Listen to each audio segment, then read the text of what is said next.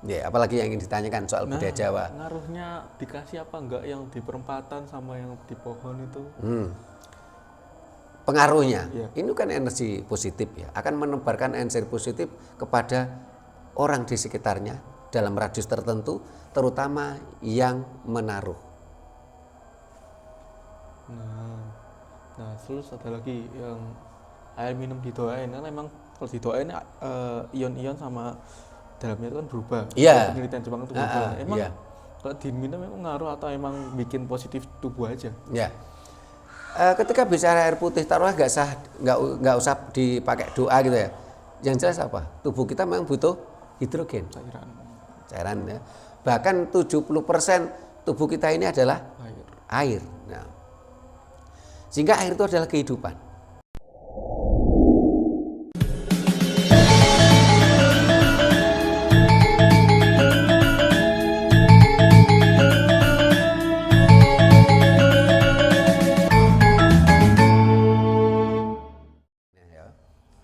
Rahayu. Rahayu. Para pemirsa Raket Prasojo TV channel yang kami hormati, selamat berjumpa kembali dalam kegiatan Yayasan Raket Prasojo, Lembaga Pengkajian, Pelestarian, dan Pengembangan Budaya Nusantara. Nah, para pemirsa, ketika kita bicara pelestarian, tentunya tidak ada artinya tanpa ada regenerasi.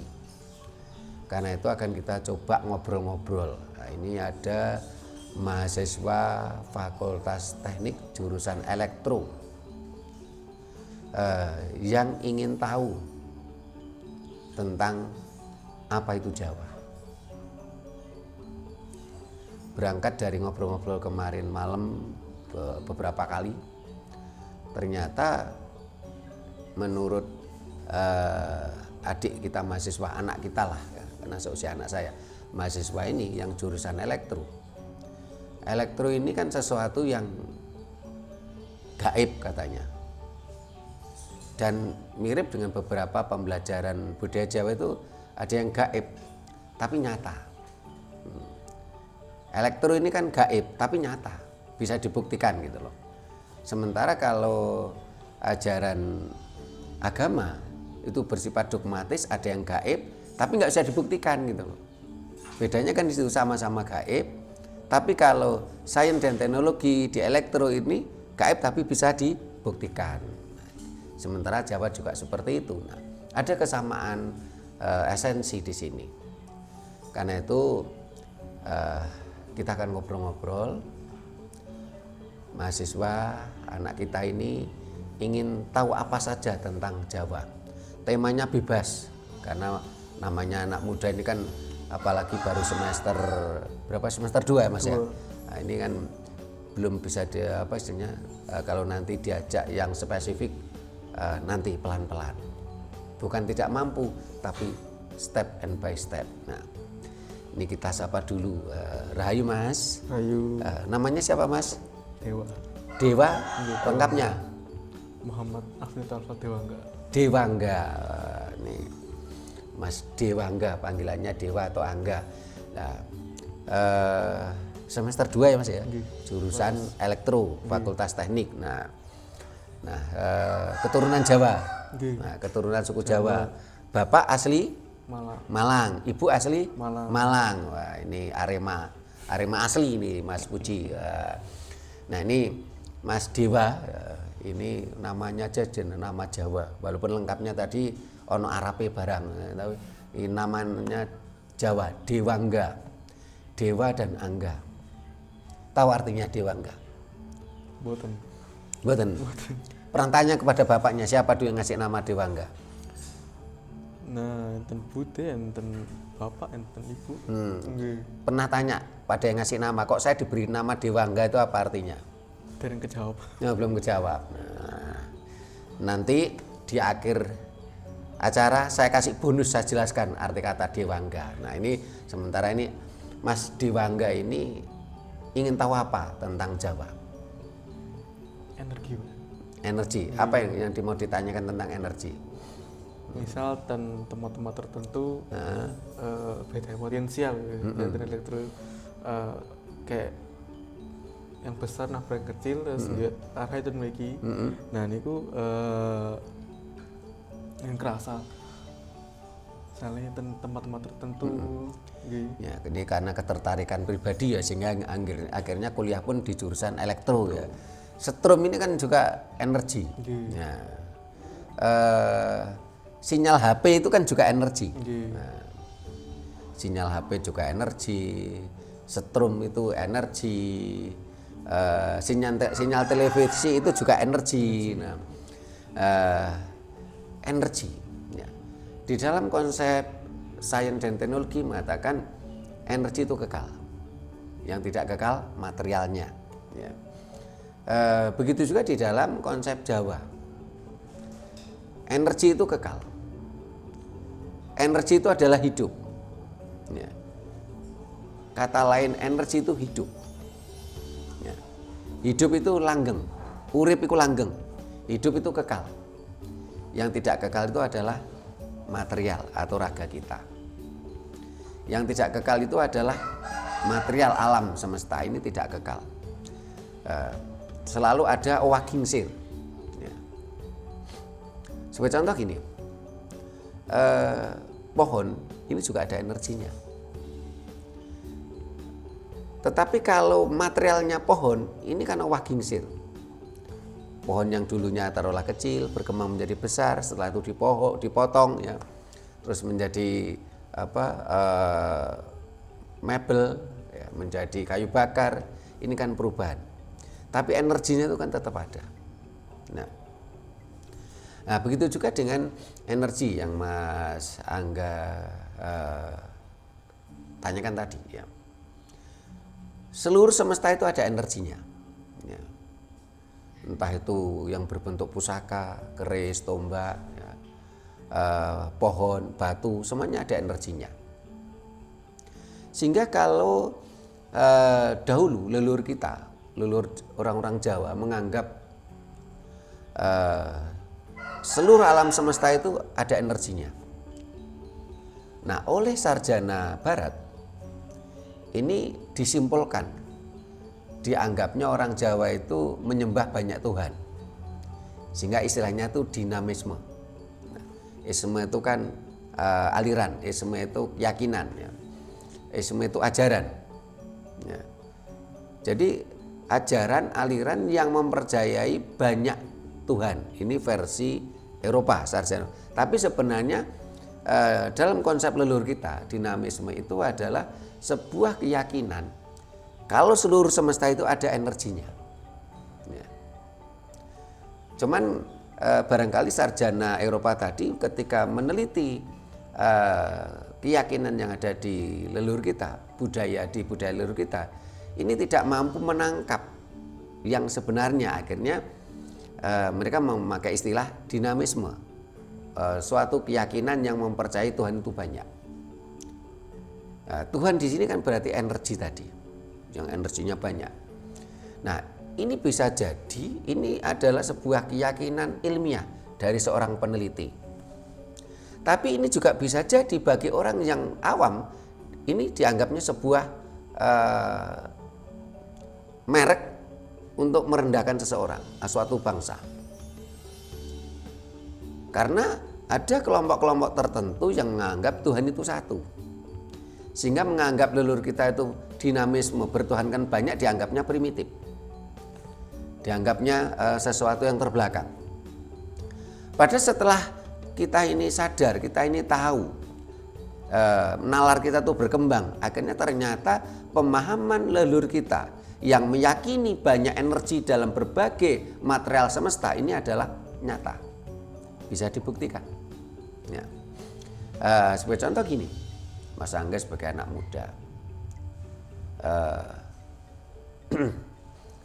taruhlah kita di pinggir jalan, kita ketemu kerikil. Kerikil itu kita pegang, kita rasakan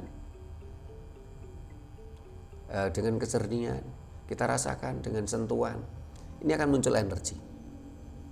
Jadi semua semesta itu ada energinya. Sehingga kenapa manusia bisa merasakan ada energi di batu tadi, padahal itu benda mati? Karena tubuh manusia merupakan pusat energi juga, pusat energi elektromagnetik. Ya, ini pelajaran elektro kan ada di situ ya. Di batu tadi juga ada energinya, di pohon juga ada energinya, sehingga banyak orang yang mencoba melakukan terapi pohon. Ya. Bagaimana yang dimaksud dengan terapi pohon? Ketika dia dalam kegelisahan, ya, dia merangkul pohon, dia merasakan kedamaian karena energi tadi. Ya. Atau ya, ketika manusia mengkonsumsi banyak material yang mengandung nitrogen, ya entah itu hewani, entah itu nabati yang mengandung nitrogen, ya.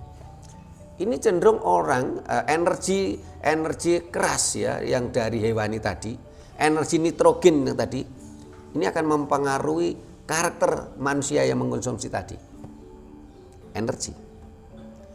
Tetapi ketika manusia itu tadi banyak mengkonsumsi tumbuh-tumbuhan ya yang mengandung tanaman keceriaan, ya manusia itu ceria. Keceriaan itu apa saja ya, entah itu sayur, entah itu buah yang rasanya manis, keceriaan.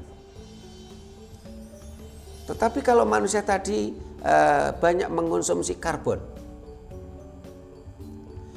manusia tadi akan cenderung apa? Dia akan istilahnya bergerak itu agak malas, ya, karena karbon. Sehingga kemarin waktu kita ngobrol, Mas Dewangga tanya ke saya, Romo, saya ini kegemukan, saya ini pengen kurus. Ya, kemarin kan tanya itu. Jawaban saya apa? Puasa Jawa. Ya. Terus temennya lah yang namanya si Mas Dava tanya, puasa Jawa itu bagaimana? Ya.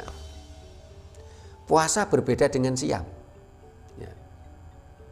Kalau siam, saum ini dari bahasa Arab yang asalnya dari bahasa Ibrani,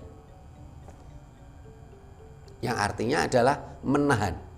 Ya, sehingga konsep siam di dalam agama Islam itu adalah menahan lapar dan haus dari fajar sampai matahari terbenam. Ya. Kalau puasa ini bahasa Jawa kuno, dari kata upa dan wasa, artinya adalah menyeimbangkan dan mengendalikan. Apa yang diseimbangkan? 4 anasir alam dalam tubuh kita: karbon, hidrogen, oksigen, nitrogen. Ya. Ketika selama ini Mas Angga banyak konsumsi karbon sehingga akhirnya kegemukan. Nah, sehingga harus dikurangi unsur karbon tadi. Sehingga kemarin saya sarankan, Mas, puasa ngalong. Paling tidak puasa ngidang.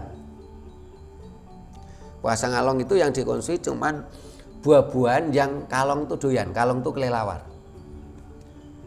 Nah, kalau ngidang yang dikonsumsi cuman daun-daunan saja, ya, untuk mengurangi karbon dalam tubuh Mas Dewa. Ini energi. Karena di dalam buah-buahan, ya dalam tanaman tadi ya, ini juga ada energi. Energi itu kekal. Ketika kita makan ya energi masuk dalam tubuh kita. Nah, kalau manusia kurang makan ya kurang energi. Itu energi. Nah, energi juga terkait mamanya ke tempat-tempat angker. Sebenarnya dikatakan angker tuh ya enggak juga, angker tuh bagi orang penakut. Sebenarnya itu kan ada energi di situ. Energi yang bersumber daripada apa? Energi yang bersumber dari material nyata. Entah itu batu-batuan di situ, entah itu pepohonan di situ, ya. Atau energi yang berasal dari sesuatu material yang sudah tidak ada, akhirnya menjadi entitas lain, ya. Itu juga energi juga. Ya. Ini juga nyata, ya. Memang energi tadi kan materialnya sudah bercampur, terjadi pembaharuan alam toh. Tapi energi kan masih di situ energinya, sehingga bisa ditangkap oleh manusia energinya ya. Tapi kalau materialnya ya ada yang mampu menangkap, ada yang tidak. Karena itu butuh kemampuan tersendiri. Tapi bagi orang awam sekalipun ketika ada energi lain tetap mampu bersentuhan. Sehingga kalau kita pergi ke tempat angker ya atau ke kuburan, sebenarnya yang menganggap angker karena dia istilahnya dia tidak memahami atau dia takut. Apa bentuknya? Benturan energi yang di punden atau tempat angker atau kuburan tadi dengan kita. Kadang-kadang terasa merinding tubuh kita. Ya, ini energi. Nah, saya pernah membaca bahwasanya saat ini sudah ditemukan alat untuk mendeteksi energi entitas lain, sehingga pakai sinar ultramerah atau apa, sehingga dengan sinar tadi ya ini bisa mendeteksi ada pergerakan energi lain, ada pergerakan entitas lain, karena energi konsep dan esensi sama dengan elektro tadi. Dikatakan gaib iya, tapi nyata. Ada lagi yang ditanyakan. Nah, di sosial media itu sempat ada tawaran kerjaan. Romo nggih. Nah, kerjaannya simpel sebenarnya, cuma diem di rumah 2 hari. 1 harinya itu dapat 4 jutaan berapa gitu. Jadi 8 juta untuk 2 hari. Kerjanya diem dalam rumah, nggak boleh bawa elektronik gitu, cuma bawa buku atau mungkin makanan minuman dalam 2 hari. Nah, nanti di jam-jam tertentu ada nyalakan dupa. Nah, resikonya itu yang dijelaskan, ditanggung sendiri. Itu aman nggak sih Romo kalau misalnya? Ya kita lihat dulu tawaran itu dari mana dulu. Jadi karena tawaran kok sehari dapat 4 juta ya. Ini kan sesuatu yang menggiurkan toh. Ya. Sementara ketika kita bicara dunia bisnis, itu kan pasti harus ada untung rugi. Ya. Orang yang mempekerjakan Mas Dewa Angga tadi dengan diam di rumah tadi, apa keuntungan dia? Nah, dapat konten dari itu, dan ada kamera yang merekam suasana di rumahnya. Gitu. Kira-kira seperti itu. Ya itu bisa jadi dalam artian dia mau istilahnya mau mengambil kegiatan terkait dengan Mas Angga di suatu rumah dengan energi tertentu di situ.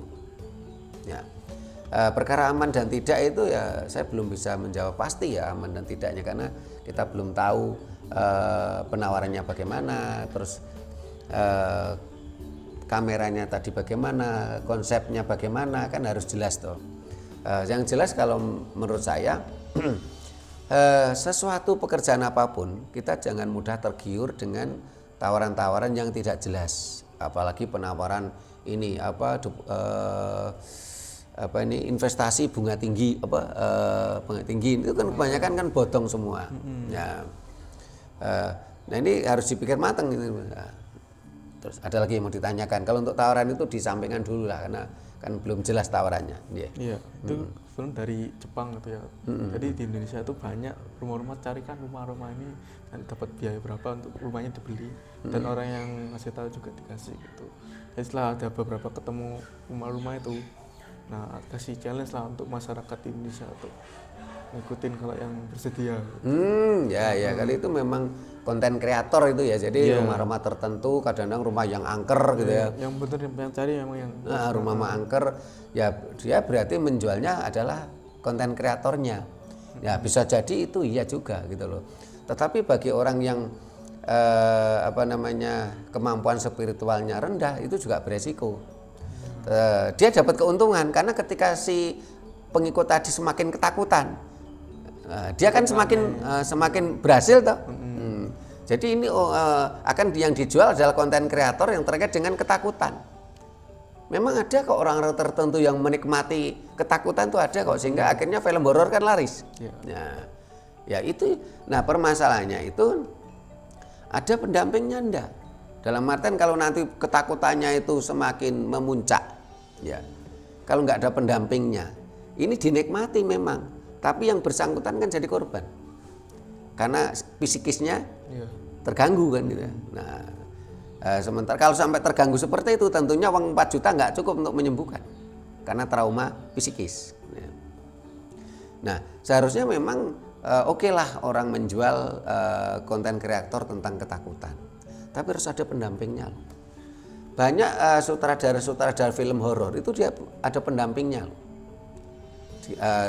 Termasuk saya pernah lihat wawancaranya ini Suwargi atau almarhum Susana sebagai bintang film horor di Indonesia.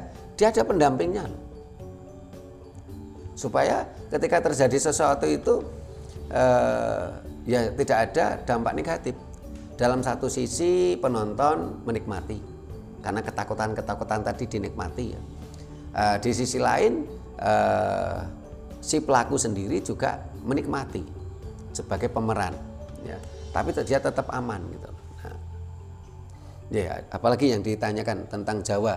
Ya, mungkin tadi yang bahas tentang di rumah tuh kan ruangannya tertutup rapat ya.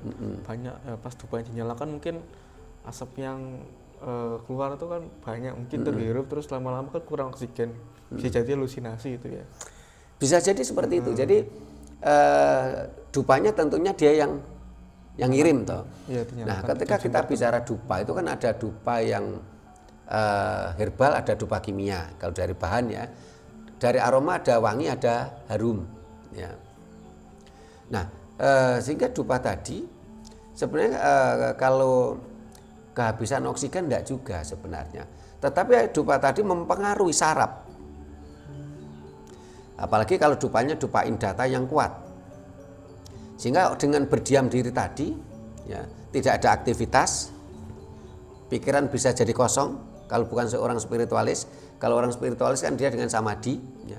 Kalau tidak spiritualis dia pikiran kosong, ada dupa yang indata yang cukup kuat akan mempengaruhi, akhirnya berhalusinasi, bahkan kadang-kadang berdelusi ya. Nah, ini yang menjadikan konten kreator tadi menjadi laku jual gitu loh. Ya, ada lagi yang ditanya soal Jawa. Itu yang di perempatan jalan atau mungkin di bawah pohon sesajen itu saya kan kurang paham itu apa fungsinya. Ketika bicara sesajen, nah ini pernah juga diteliti oleh malah sarjana Jepang gitu. Jadi ketika bicara ini kan energi juga ya. Sesajen itu biasanya kan ada bunga, ya ada telur, ada bumbu-bumbu dapur ya. Sesajen itu biasanya ada bubur ya. Ini tentunya ini memancarkan energi positif dalam radius sekian meter, sekian kilometer ya. Ya. Ada energi yang terpancarkan di situ. Nah, sehingga ketika ada sesajen di perempatan atau di pohon, ini energi positif. Perkara orang karena kebencian ini beda ya, karena sudah didasari kebencian, lihat itu kadang-kadang kan dia akan berhalusinasi dengan latar belakang dia, karena ada pantulan toh. Ya. Contohnya gini, seseorang melihat punden, ya, karena sebelumnya itu sudah berimajinasi situ ada setan, ada demit, ya, dia menganggap pedanyangan itu demit, ya. Terjadi pantulan, seperti ini pantulan layar film, proyektor, ya, sehingga pusat proyektornya kan di mindsetnya, akhirnya tergambarkan di situ. Jadi kalau misalnya nggak mikirin itu juga nggak akan muncul. Nggak akan muncul. Ya, memang iya ada energi di situ. Tapi sebenarnya kan energinya kan positif. Gitu. Tapi karena sebelumnya sudah berimajinasi, oh nggon punden, nggon iku tempatnya angker, nggon pedanyangan iku demit, akhirnya kan yang muncul energi itu tadi. Karena di situ memang ada energi positif, juga ada energi negatif gitu loh. Tetapi kalau dia ini mau memakai rasional, dengan rasio logis ya, bukan dengan kebencian yang sudah terbangun sebelumnya, karena pengaruh dogma-dogma agama, orang melihat sajen, ada bubur, ada bunga, ada bumbu-bumbu, ada biji-bijian, pasti yang terbersit adalah kedamaian. Kenapa? Karena itu adalah sumber pangan. Sekarang banyak kita lihat darah mengalir. Ya. Ada agama yang mewajibkan setahun sekali itu menumpahkan darah. Ya, orang itu suka atau tidak suka, ketika melihat darah, apa yang terjadi? Emosinya pasti naik. Emosi naik dalam artian marah, emosi naik dalam artian dia merasa sedih. Sehingga orang merasa tidak tega melihat tumpahnya darah. Ini suka atau tidak suka itu pasti. Tapi kalau taruhlah Mas Dewangga ini kan belum tahu tentang budaya Jawa. Kalau lihat kedelai, kacang hijau, beras, ya, bubur, apa yang terbesit di Mas Dewangga? Seneng nggak lihat itu? Lihat bubur seneng nggak? Ya, karena itu sumber pangan kita. Ya. Tapi kalau lihat bertumpahnya darah, apa yang Mas Angga rasakan? Nah, ngeri toh. Nah, itu juga energi. Energi itu nyata. Jadi kalau banyak kesana ke tempat jajanan gitu energinya banyak, Mas. Iya. Energi. Itu nyata gitu loh. Bisa dibuktikan. Ya. Sehingga orang ya secara alami ketika kita lihat jajanan di terus makanan-makanan, apa yang terjadi? Terkayak apa? Seneng, tergugah, seneng. Kalau lihat darah, begidik, enggak, ngeri. Nah, itu energi kan. Ya. Itulah ajaran Jawa. Ajaran Jawa, apa yang disampaikan dalam ajaran itu pasti sesuatu yang nyata. Ya, apalagi yang ingin ditanyakan soal budaya Jawa. Ngaruhnya dikasih apa enggak yang di perempatan sama yang di pohon itu? Pengaruhnya, ya. Ini kan energi positif ya, akan menebarkan energi positif kepada orang di sekitarnya dalam radius tertentu, terutama yang menaruh. Nah, terus ada lagi yang air minum didoain, kan memang kalau didoain ion-ion sama dalamnya itu kan berubah. Iya. Penelitian Jepang itu berubah. Emang kalau diminum emang ngaruh atau emang bikin positif tubuh aja? Ya. Ketika bicara air putih, taruhlah nggak usah dipakai doa gitu ya. Yang jelas apa? Tubuh kita memang butuh hidrogen, cairan ya. Bahkan 70% tubuh kita ini adalah air. Nah, sehingga air itu adalah kehidupan. Nah, memang ketika air tadi, jadi ketika bicara air, Mas Angga bisa baca penelitian saya kurang lupa, kalau nggak salah itu Masako gitu, jadi nama Jepang itu, peneliti sarjana Jepang, dalam bukunya Secret of Water, rahasia air. Ya. Secret of Water ini bisa kita beli di di toko-toko buku banyak kok itu. Nah, ketika bicara Secret of Water, energi air, rahasia air, ya, ini air yang ada di dalam di rumah kita yang dari PDAM dengan air yang dari sumur ini berbeda. Beda lagi dengan air yang ada di sumber mata air, ya, berbeda energinya. Ya. Kandungannya juga berbeda. Ya. Itulah sebabnya saya pernah baca penelitian dari Universitas Oxford Inggris. Ya. Waktu itu sempat ditulis oleh surat kabar Surya, ya, bahwasanya air yang ada di Arab sana, saya nggak perlu sebut namanya, ini penyebab kanker karena kandungan zat besinya tinggi, ya, karena memang sana kan gurun pasir. Tapi oleh masyarakat kita kan ini diagung-agungkan katanya. Nah, mana yang kita percaya? Ya saya lebih percaya dari penelitian tadi. Tapi kalau orang Indonesia minumnya cuma satu soki kecil ini ya enggak apa-apalah, masih aman ya. Tapi itu penyebab kanker. Karena itu tadi ionnya berbeda, kandungan ion berbeda, kandungan zat besinya, natriumnya di air tadi juga berbeda. Nah, ketika air putih tadi kita doa dengan mantra-mantra tertentu ya. Ini tergantung dengan vibrasi energi yang keluar dari si pendoa tadi. Ya. Sehingga kalau dalam hal ini salah satu pengobatan Jawa kan pakai air putih juga ada ya. Ini seringkali kadangkala si pendoa tadi, lucunya dia berdoa dengan bahasa asing yang dia nggak ngerti artinya. Nah, yang muncul apa? Ya energi negatif malahan. Seharusnya bagaimana? Dia berdoa dengan bahasa yang dia tahu. Untuk apa dia berdoa tadi? Tujuannya apa? Mau diberikan kepada siapa? Ya. Dan sampai seberapa kuat energi yang dia munculkan dengan berdoa tadi.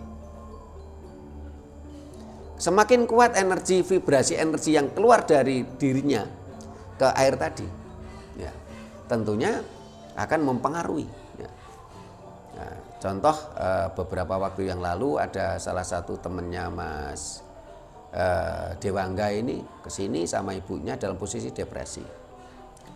Ya, saya ambil air, saya doa, terus diminum, dia mulai tenang. Ya. Saya kalau berdoa ya dengan bahasa saya orang Jawa berdoa dengan bahasa Jawa. Yang saya paham apa yang saya ucapkan. Nah, keberhasilan dari doa-doa tadi, pertama, kita tahu nggak apa yang kita doakan tadi? Terus seberapa besar vibrasi energi yang kita keluarkan? Setelah itu, energi yang saya keluarkan di dalam akan membentuk perubahan ion yang ada di air tadi, terus diminum oleh yang bersangkutan. Yang bersangkutan tadi kan juga ada energinya. Kalau ini bersinergi ya akan membawa dampak positif. Tapi kalau tidak bersinergi ya dampaknya ya cuman nggak haus gitu aja kan. Karena memang manusia butuh zat cair gitu loh. Nih, ada lagi tanyakan. Saya pernah doain orang tua saya pas mungkin kayak adan Pak ya. Emang sengaruh itu Pak, emang kayak wih jadi lebih mendingan gitu Pak. Saya doain sungguh-sungguh gitu. Kok kayak orang tua kok sakit gini. Saya doain terus sembahyang. Ngaruh Pak ya. Ngaruh. Orang tua sakit tadi udah kasih Mas Dava air. Gimana? Saya nggak pakai air. Nah, gimana? Ya pas sembahyang itu saya seriusin, saya benar-benar minta untuk sembuh gitu. Orang tuanya sakit. Bertahap sembuh. Sembuh. Nah, ini berarti Mas Dava ini termasuk terpilih oleh alam ini. Jadi sudah mampu memunculkan vibrasi energi dalam berdoa tadi. Dan itu akan semakin bagus kalau tadi doanya itu dengan bahasa Mas Dewangga sendiri. Saya gak pakai bahasa sendiri. Ya, pakai bahasa sendiri, nggak harus pakai bahasa bangsa apa. Selama ini kan bangsa kita kan terlalu mengagung-agungkan bahasa Arab gitu. Tapi lucunya kan kadang-kadang dia berdoa nggak ngerti artinya. Nah, Malah beda nanti. Beda hasilnya gitu lah. Itu ya itu energi gitu juga. Jadi Mas Angga ambil jurusan elektro ini hal ini pas ini. Itu energi dan nyata bisa dibuktikan. Apalagi yang ditanyakan ini. Apakah karakter ya nrimo ing pandum nggih? Nrimo ing pandum, ya. Menerima apa adanya.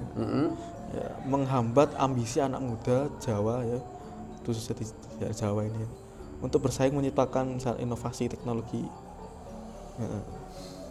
Tidak. Apakah konsep nrimo ing pandum ini menghambat anak muda Jawa untuk berkembang, untuk mencapai cita-citanya? Tidak. Kenapa? Karena konsep nrimo ing pandum ya, ini harus ditaruh di belakang. Kalau yang di depan apa yang dipakai? Urip iku obah. Urip iku obah. Hidup itu gerak. Energi itu gerak. Ya. Bahkan energi yang ada di sesaji tadi, energi yang ada di batu ini gerak loh, memancar tuh. Ya. Sehingga kalau ketika kita seorang anak muda berusaha, yang dipakai yaitu konsepnya urip iku obah. Nek awakmu ki rumangsa urip ya obah gitu loh. Aja meneng. Aja males gitu loh. Nah, engko nek wis obah ya. Obah sing arah-arah. Tujuannya bergeraklah yang terarah. Ya. Yang berkonsep, yang misalnya bergerak yang terkonsep, yang terarah, supaya obah iki ora ngawur. Nah, urip iku obah sing arah-arah. Ya. Lah nek wis obah ngarah-ngarah ya. Terus setelah itu hasil akhir harus kita terima. Nrimo ing pandum. Ya.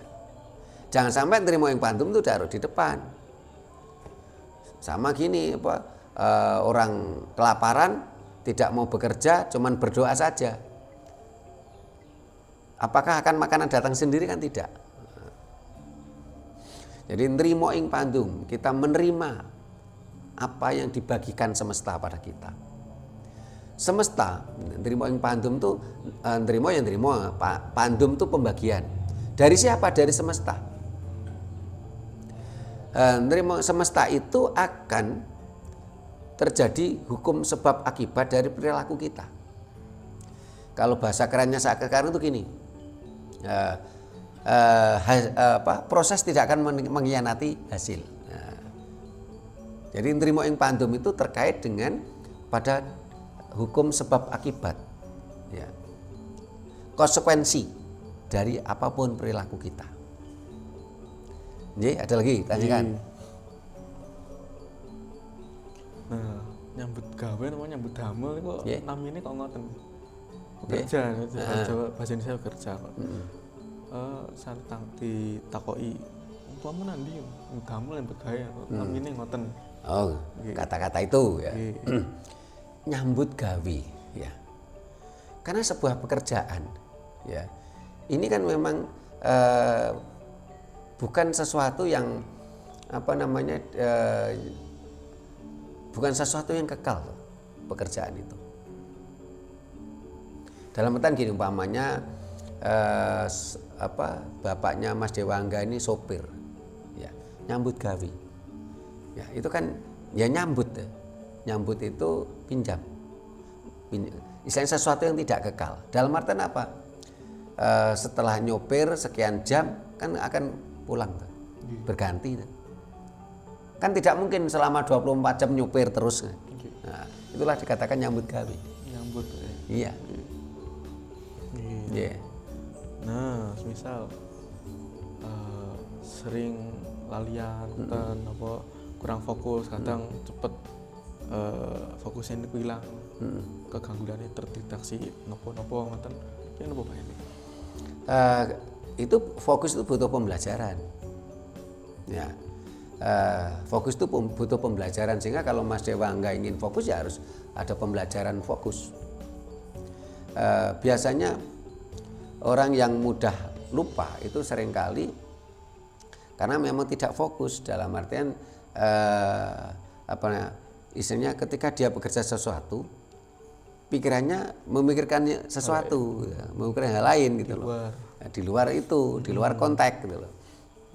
Ya itu betul fokus, sehingga kalau zaman masa kecil saya ini saya diajari gini Mas. Nah ini kan sulit ya. Satu gini, yang satu gini. Nah, ini sederhana, ini pembelajaran fokus. Ini satu gini, terus ini gini. Tapi bersamaan. Terus setelah itu ganti gini. Sulit toh? Mboten ngitung Pak. Nah, ini pembelajaran masa kecil orang Jawa, anak-anak Jawa dulu loh. Ini sederhana tuh, yang satu gini, mukul gini, yang satu gini. Nah setelah itu harus berubah gini, terus ini yang mukul. Nah, pembelajaran fokus. Itu aja nggak bisa tuh.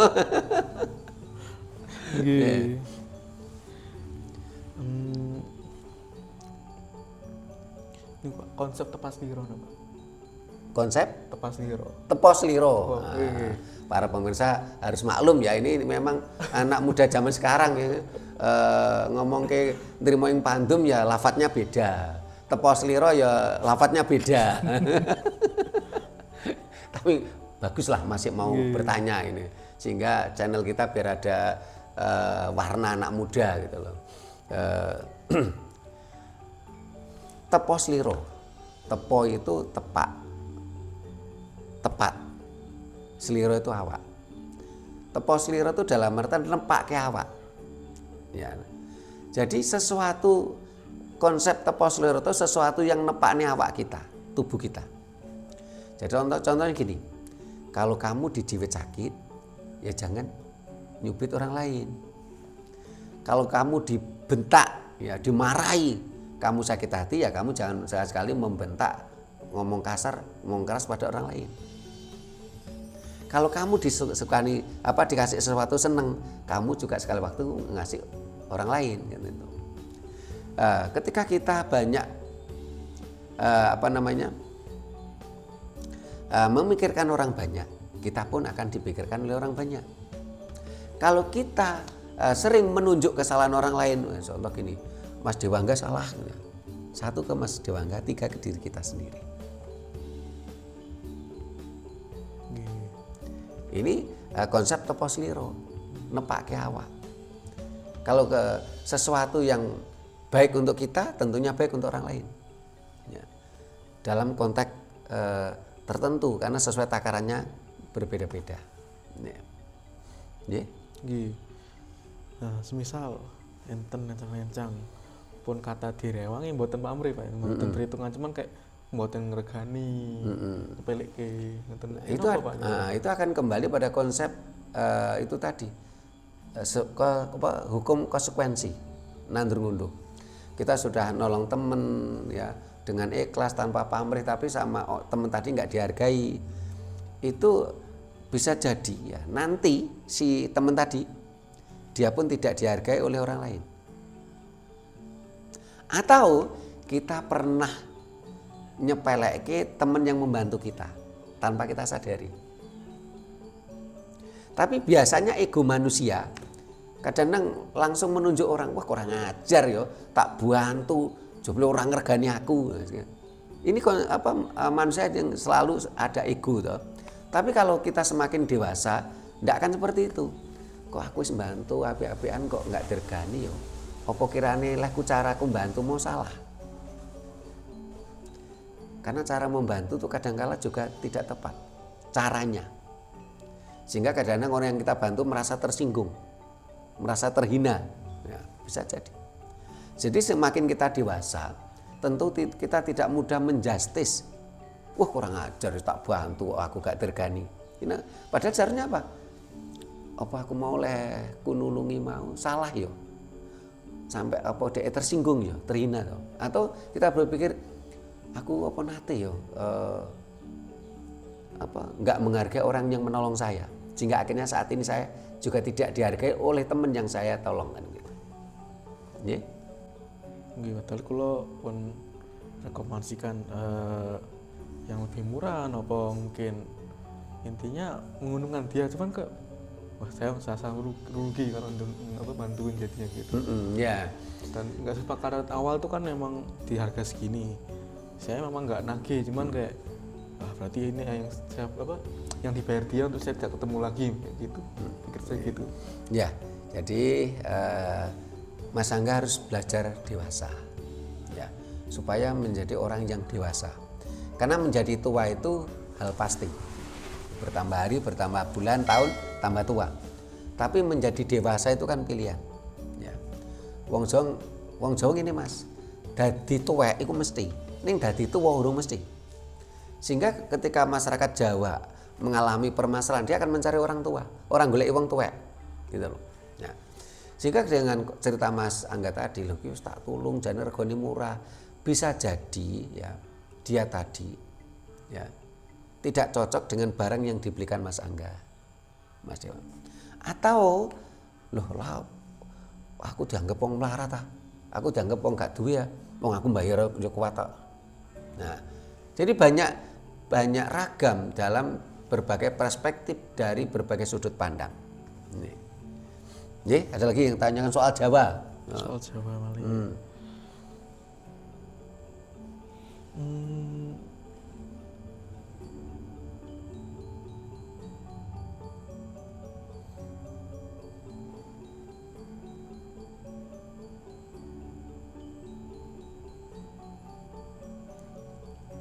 Ada enggak lagi? Betul.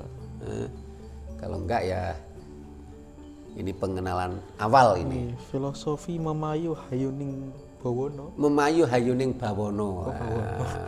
Ini Mas Dewangga harus banyak belajar Jawa ini. Memayu Hayuning Bawono. Memayu itu berindah. Memayu itu mempercantik. Ya. Menyelaraskan memayu. Mempercantik, memelihara, memayu, hayuning. memelihara cantiknya Bawono. Mempercantik cantiknya Bawono. Memelihara kesinergian, keharmonisan Bawono. Bawono itu apa? Alam semesta. Bawono itu ada Bawono, ada Buwono. Ada Bawono Ageng, ada Buwono Alit. Ya. Sehingga ketika kita bicara memayu hayuning Bawono, ini yang memayu hayuning Bawono kita. Tubuh kita ini kan Bawono. Tubuh kita ini alam semesta untuk sukma sejati kita, untuk energi yang ada di dalam tubuh kita dan Bawono Ageng. Sehingga kita harus bersinergikan. Nah, selama ini banyak di antara orang-orang yang berkonsep kapitalis, yang berkonsep sains dan teknologi ini seringkali bukan mengharmonisasikan semesta, tapi lebih cenderung mengeksplorasi semesta. Ya. Sehingga akhirnya tanpa berpikir dampak yang ditimbulkan. Ya. Sehingga konsep memayu hayuning Bawono ini memang hanya ada di konsep Jawa. Sehingga dalam ajaran Jawa itu dasarnya 3, tinemu ing nalar, kasunyatan. Tinemu nalar itu haik logis ya. Terus kasunyatan itu ya realita. Seperti yang kita katakan selama ini tadi, selama ini banyak orang yang mendiskreditkan Jawa seolah-olah Jawa itu klenik. Ya. Seolah-olah Jawa itu full mistik. Seolah Jawa itu tidak masuk akal. Padahal Jawa itu masuk akal, tinemu ing nalar dan realita. Ya. Sesuatu yang disampaikan seperti tadi ya, istilahnya karena ketidakmampuan seseorang kan dianggapnya itu kan klinik, mistik dan sebagainya itu. Padahal energi-energi tadi itu nyata. Yang dimaksud nyata itu kadangkala tidak bisa dilihat dengan mata kita, tapi nyata, bisa dibuktikan. Getaran elektromagnetik, setrum, sinyal ini nyata, tapi nggak bisa dilihat dengan mata kita. Sehingga kita punya teman yang mempelajari hal ini, namanya Mas Agus Surya Putra Tangerang. Ya. Sehingga dengan pengetahuan beliau tentang ini, terus ditambah pengetahuan beliau dengan spiritual, akhirnya dia menjadi konsultan spiritual dengan sains. Ya. Ya, dia pakai laptop, pakai peralatan-peralatan, terus pakai energi-energi batu, sains. Konsumennya otomatis orang-orang yang orang-orang kalangan atas, kan ini kan pakai sains. Ya. Dan ini kan nyata, walaupun tidak bisa dilihat dengan mata, gitu. Yeah. Saya kembali ke alam Pak ya. Yeah. Enten wong niku tumbas lahan, tumbas griya ngoten. Nah, pada enten misale dene sing nggeni. Niku niki amit apa cara ngilangi apa Pak? Ya. Itu kan hanya tata krama saja. Jadi ya amit sewu mbah, nun sewu mbah itu kan tata krama saja, karena kita terolah lewat lahan tadi atau kita beli di situ. Tapi sebelumnya kan tidak ada penghuni manusia. Tapi kan tetap ada penghuni lain. Tadi yang kita sampaikan di depan tadi, ada energi-energi lain di situ. Energi yang di dalam pohon-pohon di situ. Energi yang ada di binatang-binatang yang ada di situ, termasuk binatang yang kecil-kecil. Ini kan tetap energi. Termasuk energi yang materialnya sudah terbarukan, ada pembaruan yang sudah tidak nampak oleh mata kita. Tapi tetap energi di situ. Entah itu dulu di situ ada terolah ada orang mati gantung di situ gitu ya. Materialnya kan sudah nggak ada di situ karena barangkali mayatnya sudah dikubur. Tapi energi kan tersisa di situ energinya. Sehingga ketika rumah-rumah yang pernah untuk bunuh diri itu seringkali jadi angker kan. Semisal pun ditumbas, itu kebutuhan poro tinggi nih, apa nih Pak? Sebenarnya tetap harus ada namanya istilahnya itu negosiasi itu ada. Ya. Kita beberapa kali dimintai tolong untuk mengkondisikan hal semacam itu. Karena orang yang mati bunuh diri di suatu tempat tadi, sebenarnya dia butuh bantuan untuk penyempurnaan sukma. Biar bisa lepas dan bisa keluar dari rumah. Iya, biar dia bisa kembali ke ke asal hidupnya, ke sang maha energi, ya, supaya dia energinya tidak terbelenggu di situ, karena materialnya kemarin hancurnya di situ. Yeah. Nah, misalnya enten kerjaan ya, enten proyekan, misalnya enten alas. Nah, enten wit-witan enten energi ngaten. Nah, kan biasanya buatan terima misalnya, caranya ini lho Pak. Kalau kita terbiasa dengan melakukan sinergitas energi dalam tubuh kita masuk ke lokasi manapun walaupun lokasi baru, tentunya entitas yang ada di situ bisa nerima kita. Nah, kan niku kan witi ditebang mau kangge proyek liyane. Ya. Kan biasanya buatan terima nggane dirusak. Nah, karena seringkali kadangkala yang nebang tadi ini dia tidak terbiasa mensinergikan energi dalam tubuhnya dengan semesta. Sehingga kita ini harus belajar mensinergikan energi yang dalam tubuh kita. Sumber getaran elektromagnetik dalam tubuh kita ini bersinergi dengan semesta. Caranya bagaimana? Ya dengan puasa Jawa tadi. Supaya esensi energi 4 anasir alam dalam tubuh kita itu seimbang tadi, bersinergi tadi. Ya. Nah, dengan puasa tadi. Nah, sehingga ketika kita masuk pada lingkungan baru, lokasi baru, taruhlah nebang pohon ya. Sebenarnya ketika pohon berbentuk fisik tadi ditebang, tapi di sisi lain ya, ini kan energi tetap di situ tuh. Yang ditebang kan materialnya. Ya. Sebenarnya tidak. Kalau bagi orang yang sudah terbiasa bersinergi ini tidak ada masalah. Karena dia akan tahu, biasanya dia akan berkomunikasi dulu dengan entitas lain, energi lain di situ. Dengan tata krama tadi. Tapi kalau orang itu tidak terbiasa dengan mensinergikan energi dalam tubuhnya, dia kan cenderung, apalagi dia suka makan yang banyak unsur karbonnya, otomatis kan tubuhnya kan panas, energinya panas. Ya. Sehingga dia akan sembrono. Ya. Otomatis hal semacam itu akan terjadi benturan, bukan sinergi ya, tapi benturan. Nah, kalau ya ada penolakan akhirnya kan. Ya. Akhirnya ada dampak-dampak yang terjadi gitu loh. Termasuk dampak negatif juga akan terjadi di situ. Ya, Mas Dewangga ada yang tanyakan lagi? Nah, ten griya kan misalnya pun ditumbas. Emang ngaruh Pak misalnya tata ruang niku dirubah jadi mboten napa. Emang ngaruh Pak. Oh iya, jadi kalau kita beli rumah ya ini susunan bisa dirubah sesuai karena energi si pembeli baru ya, tubuh pembeli baru maupun energi dari pemilik lama itu kan berbeda. Ya. Sehingga kalau kita beli rumah tentunya kita boleh beli saja, kita beli. Taruhlah kita kontrak.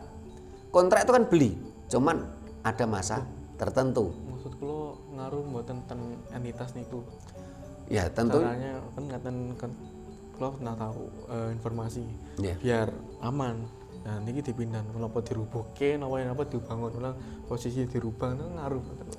Ya tentunya ada pengaruhnya kan, kalau dibangun ulang kan tentunya kan ada energi terbarukan juga di situ, sehingga kalau biasanya itu ini kalau kita beli rumah atau sewa ya, taruhlah beli, kalau sewa kadang-kadang nggak bisa untuk rubah kan, cuman masa tertentu ya, sehingga biasanya dirubah sesuai dengan energi kita. Tapi kadang-kala karena ketidakmampuannya dan tidak mau konsultasi, pokoknya asal dirubah, ya punya pengaruh. Apa bentuknya? Kadangkala si penghuni baru mudah sakit, si rumah sakit-sakitan, atau kadangkala rezekinya seret. Kalau enggak, ya betul konflik.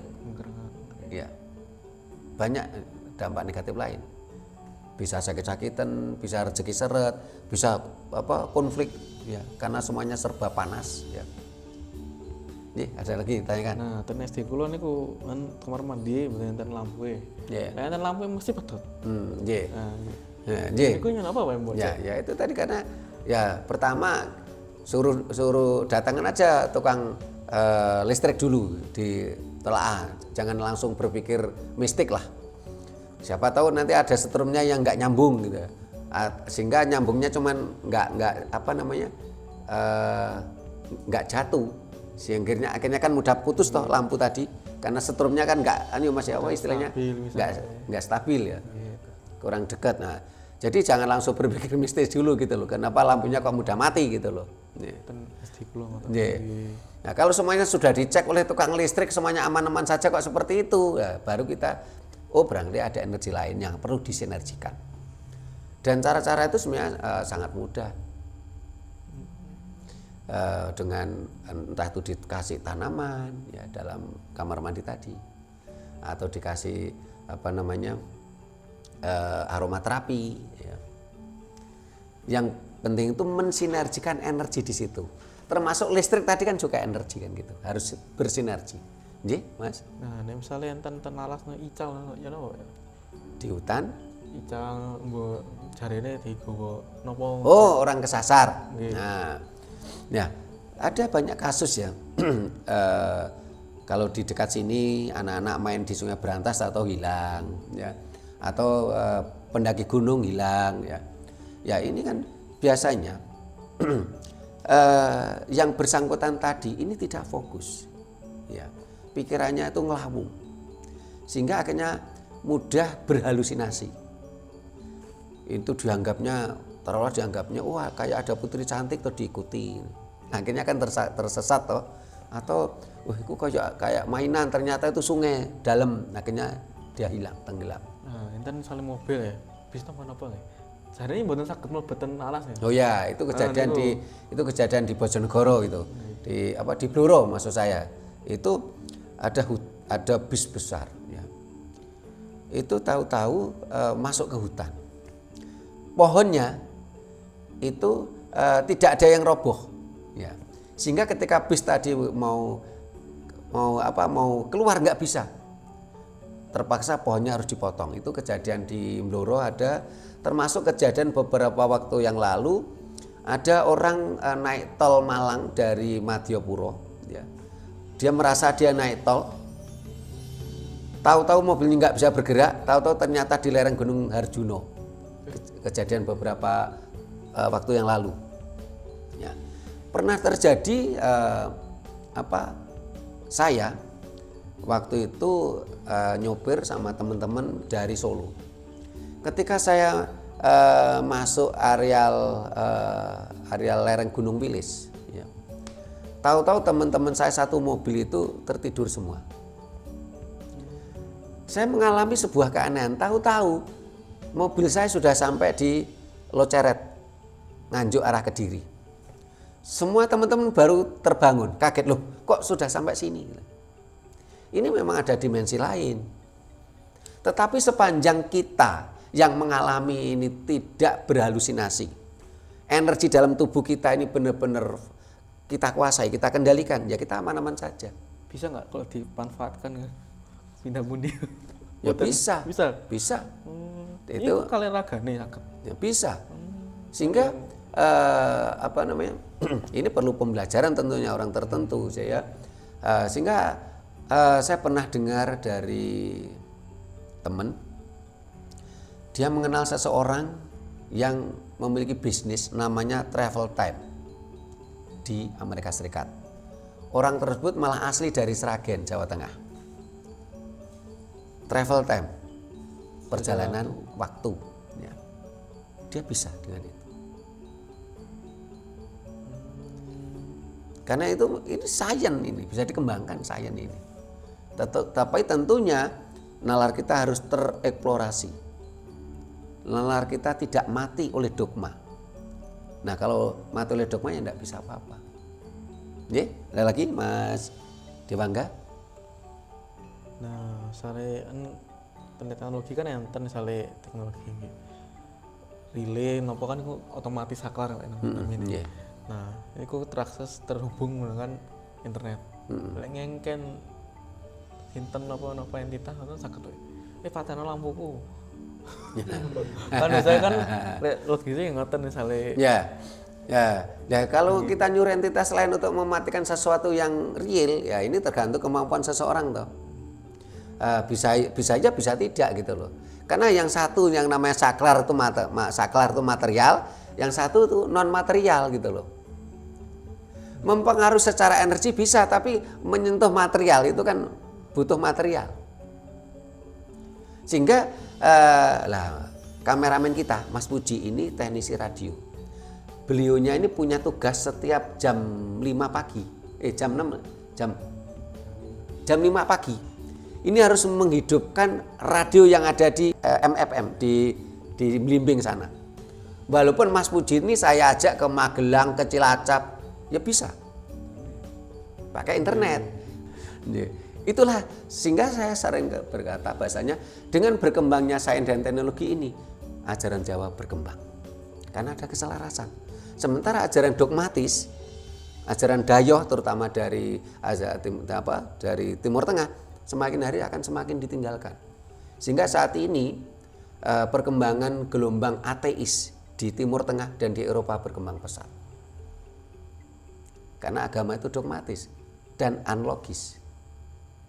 Sehingga Mas Angga, mahasiswa jurusan elektro, belajar Jawa itu pas. Ada keselarasan di situ. Terus kok sampai Pak misalnya entitas itu gerakan? Ini apa nih? Entitas tadi sebenarnya tidak mampu menggerakkan sesuatu yang material.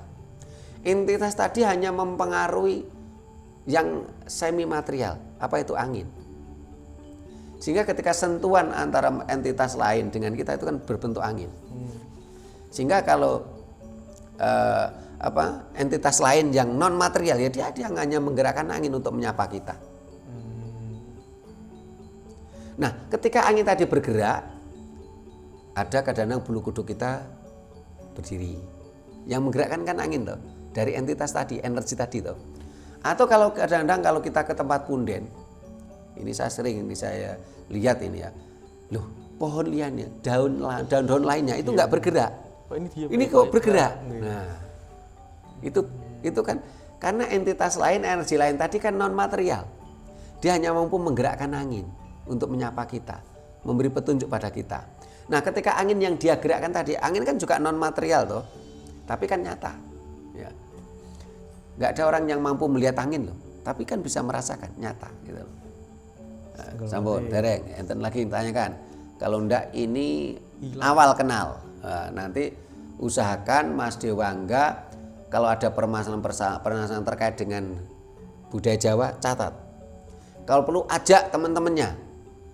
Karena kita ingin semakin banyak anak muda yang memahami tentang Jawa yang sebenarnya.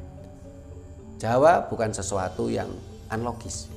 Jawa selalu logis. Jawa sesuatu yang kasunyatan, realita, ilmiah akademis. Dan Jawa selaras dengan Sarateles atau alam semesta. Oke? Nah, cara ada lagi? Interaksi ini kok mboten napa interaksi gimana? Kali entitas. Ya udah apa-apa.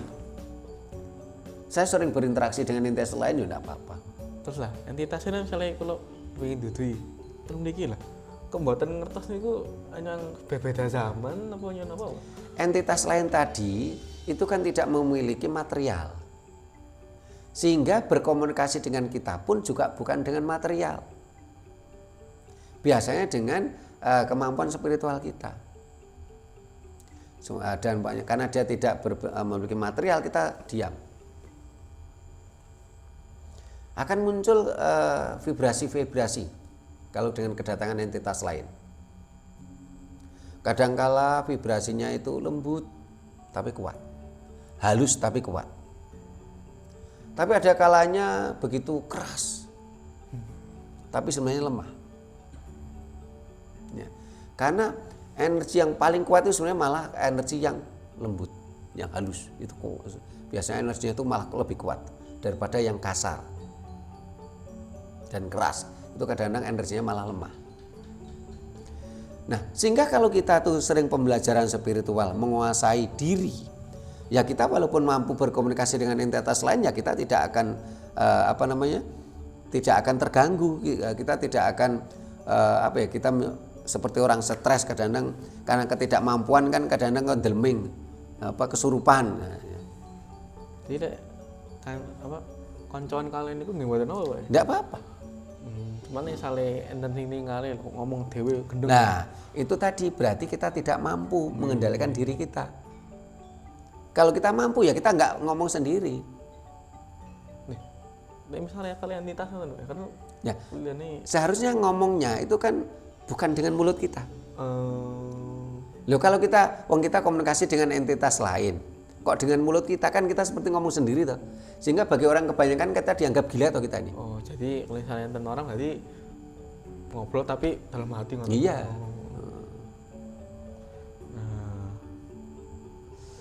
Nah, misalnya tabrakan ngoten mboten apa-apa ya? Enggak apa-apa. Karena kita sudah bersinergi. Tapi kalau kita belum bersinergi kadang-kadang ya kita terdampak dari tabrakan tadi. Terus ngeliyeng ngoten. Ya ada yang gliyeng, ada yang kadang nganti semaput, ya pingsan. Ya. Kadang-kadang kita menjadi trauma ketakutan. Jadi harus sinergi biar Iya. ngoten malih Pak. Iya. Macam-macam cara. Nggih, ada lagi? Enggak? Sampun. Nah, terima kasih Mas Dewangga. Pokoknya mulai detik ini Mas Dewangga dan para pemirsa yang generasi muda kalau ingin tahu tentang Jawa, tanyakan di kolom komentar, boleh catat, setelah itu ngumpul di sini, diajak temannya Mas Dewangga ke sini. Karena kita punya program pembelajaran anak muda. Karena pelestarian budaya tidak akan ada artinya tanpa regenerasi.